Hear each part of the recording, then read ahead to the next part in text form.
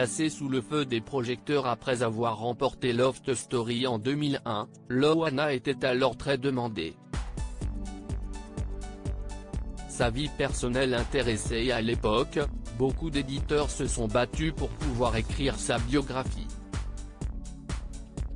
Paul Sanfrouche, auteur de l'enquête Sexisme Story, Loana Petrucciani apparaître aux éditions du Seuil, le 4 février 2021, dont des extraits ont été dévoilés par Femme Actuelle, a rencontré celui qui a, pour la première fois, mis la vie de la candidate de télé-réalité sur papier.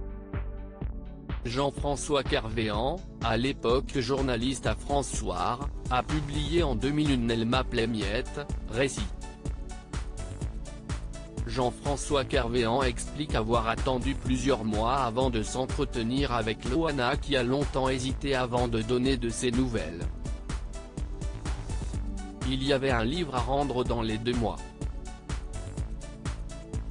L'éditeur avait mis 1 million sur la table et on n'avait pas le début d'une queue de cerise d'un texte, se souvient-il.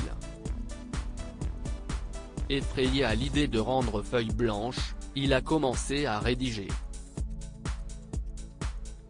70 pages au total. CIST pour vous dire à quel point elle était chosifiée, même par nous, reconnaît-il. Pour son autobiographie, il a empoché la somme de 510 000 francs, soit la même somme qu'attribuée à Loana. On va tous gagner du fric lors de la première rencontre entre Jean-François Kervéan, l'éditrice Maren Sell et Loana, du monde se précipitait autour de la nouvelle icône de la télé-réalité.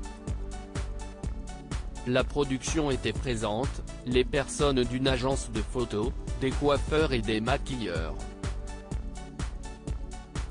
Et Loana au milieu, précise-t-il, avant d'ajouter, je m'aperçois qu'à cette tablée de 15 personnes, on vit tous sur la bête et on va tous gagner notre fric sur Loana.